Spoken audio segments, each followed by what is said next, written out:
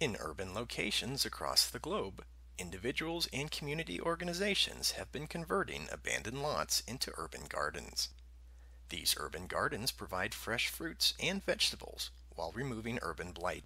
But in some instances, these gardens could contain high levels of lead and other hazardous materials. While lead is a naturally occurring element, in many urban environments it can be found in high concentrations in the soil. This is primarily due to its past use in lead-based paints that degraded over time and settled into the surrounding soil. Lead was also used in gasoline, and as auto emissions settled, it could increase soil lead levels. Although the use of lead has been dramatically reduced in the past several decades, the lead contamination that did occur persists in many areas. Urban gardeners are primarily at risk of lead exposure through the ingestion of contaminated soil and from breathing lead-tainted dust. Some fruits and vegetables can accumulate more lead than others, so eating some produce from these gardens could also be a concern. Lead is not the only potential health risk in some urban gardens.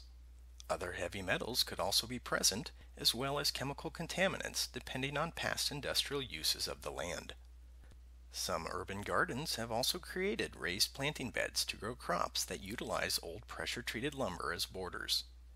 Wood treated with chromated copper arsenate contains chromium, copper, and arsenic that can leach into the surrounding soil. For those hoping to establish an urban garden, or already have one, having the soil tested for lead, other heavy metals, and other potential contaminants depending on the past use of the land is a good idea.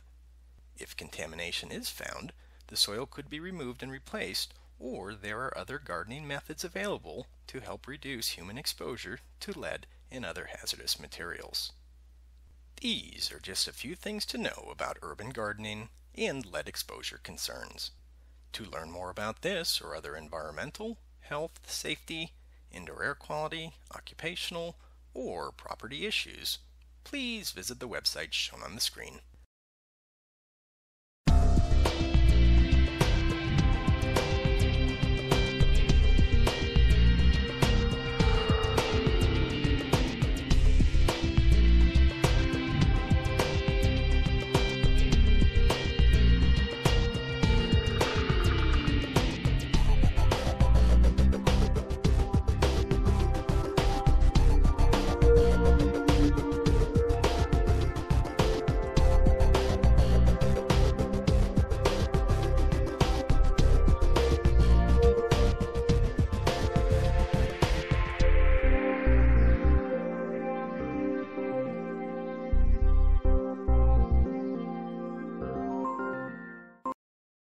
IAQ TV, the place to be.